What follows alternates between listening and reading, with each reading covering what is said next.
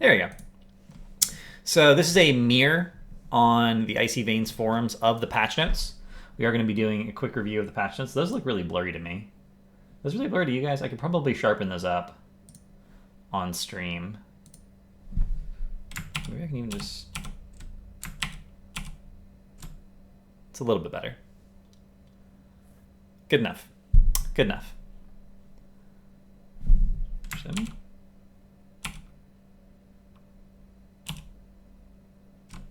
Good enough. All right. So mega bundles, we already talked about those. You get 20 free heroes. You log in, you get 100 gems. The mega bundles cost 100 gems. You can only buy one of them, and you get 20 free heroes, essentially. There's the Assassin bundle, the Flex bundle, the Support and Specialist bundle, and the Tanks and Bruisers bundle. Remember to log in on your other account. So EU is launching tomorrow. I'm going to log into my EU account. Asia is going to log in. Even if you don't necessarily play on those regions, make sure you just, click the drop-down box on the Blizzard launcher, log in, and pick up those things. Because even if you never think you're going to play in those regions, you never know when you might have to move and suddenly you're starting all over. Because Blizzard doesn't necessarily transfer things between regions for Heroes of the Storm. So make sure you log into every region, pick up your free stuff. Nexus Challenge 2.0. Just free rewards, lots of free rewards, veteran chest rewards. Cool stuff. Updated the minimum specs, so they're probably doing some more things with the engine. I think this also meant that we can have more animations per hero now, which is a big thing. One of the major technical hurdles for Varian was having more animations, and that means we'll now be able to have different skins or more animations in a given skin than we could have before. New hero Genji. We will go over Genji today, but not right now. Just going to get through these patch notes real quick. New Battleground, Hanamura. Hanamura is another 2-lane Battleground. The experience from the camps is a big deal. The camps also give you items that can help you win the map more. It's a very push-oriented map because if you can get ahead early, it's a very early game focused map. If you can get ahead really early and just push down buildings, you can pretty much close out the game very, very aggressively. So it's another map where your 4-man is really going to matter, very similar to Braxis Holdout, but you're actually going to want a jungler, and the jungler is essentially going to be for experience, which means bribe talents are going to be really, really valuable on this map, more so than others. I don't know if globals are going to be as valuable. Bodies are really valuable because it's up to 3 bodies. The payloads move faster. So Lost Vikings is going to be pretty good on the map if you have a really good Lost Vikings player. It's not going to be the easy way of playing Vikings. The easy way of playing Vikings, just leaving one in each lane, and you kind of have to look at the minimap and make sure they don't die. That's pretty easy. Actually microing 3 different heroes consistently, which is what you're going to have to do on Hanamura, sometimes together, sometimes not, is going to be much, much, much more difficult.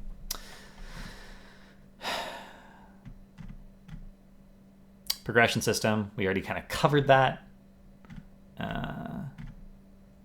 Lots of new items. Let's get to the hero changes. The hero changes are what we're really curious about, particularly the Valeera nerfs. Valeera, damage reduced from 185 per combo point on Eviscerate. That's a significant nerf. That is the level 1 damage, or level 0 damage, I should say.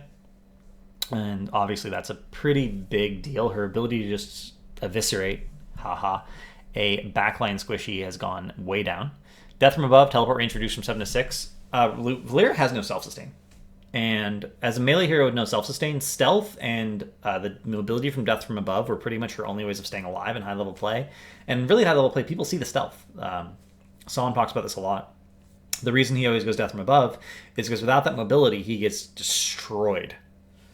Even the Korean players who don't go death from above, they take the movement speed on stealth, right? So they can have a little bit more maneuverability. That seems like a small nerf, but it's mostly because death from above is overperforming compared to other talents of that tier, especially at high levels. They're looking for give a little bit more talent diversity, so instead of bringing out the other talents, they're nerfing this one down a little bit. Cold Blood was removed. That makes sense. Cold Blood, in addition to the base Eviscerate, was enough to level 20 one-shot with someone. And my question is, why does Zeratul still have Rewind? Like, I see that and I'm like, why does Zeratul still have Rewind? Maybe Zeratul's going to get Rewind removed some point in the near future. But Cold Blood being removed. But yeah. In an effort to reduce the frustration of players playing against Valeera, we're reducing her burst damage potential, especially in quick matches where counter picking isn't an option. The ability for a self-assassin with disabling effects and high burst damage isn't fun or healthy for the game, so we're toning it down some. The interesting thing to me here is that they the Eviscerate nerf is not great for her. But like removing Cold Blood, this is a level 20 talent. My question is positioning in quick match so bad that it's frequently happening that a Valeera just one-shots someone at level 20? Because you have to be, like, if you're with your team, that shouldn't happen. In supportless games, it's a little bit worse, and support match, quick match, you often run into supportless comps, but I don't know. This feels like a quick match balance decision, honestly, and I don't like balancing the game around quick match. I don't even consider quick match a real game mode in a lot of ways, because Blizzard has worked so hard on giving each hero a niche that removing the draft from the balance discussion often just doesn't make it work. Didn't even realize my headphones were on. Support Ariel. Resurrect was changed, so this is now in the game. Lightspeed was updated as well. Brightwing, Soothing Mist, a little bit of a quality of life change. Massive changes to Uther. We went over those. It looks like they haven't changed anything from beta.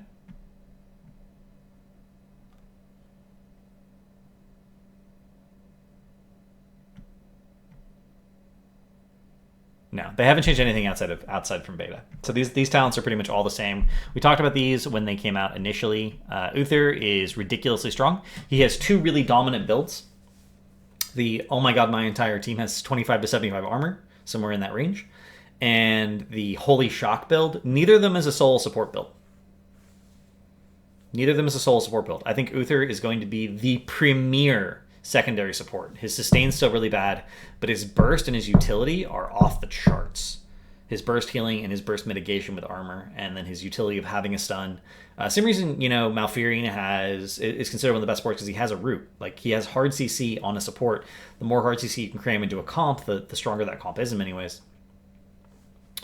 Uther is going to be devastating as a double support. Did I get you the updated Locust Swarm, Subshield, and Ember Center? You got me the updated Subterranean Shield, I think, but not Locust Swarm and not Epicenter. Actually, I don't think you got me the updated Subshield either. I just used the old one because only the numbers changed. But if you want to get those to me. 1 second.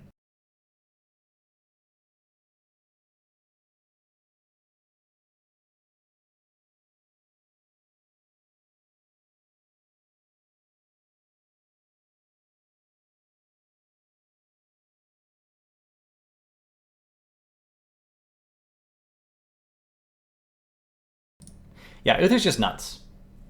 Uther's just nuts, guys. There's no other real way to put it. Uther's double support is going to be absolutely insane.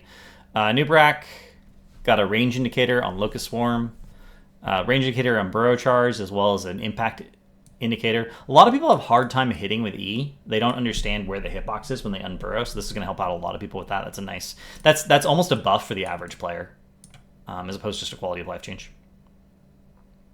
And Erdicating Spines, hovering over the ability, will now show a selection range indicator, which is big.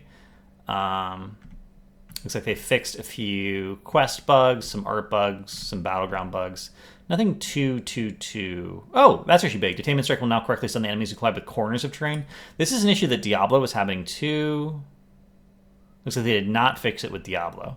At least they didn't say they fixed it with Diablo. Doesn't mean they didn't fix it. Just means they didn't say they fixed it.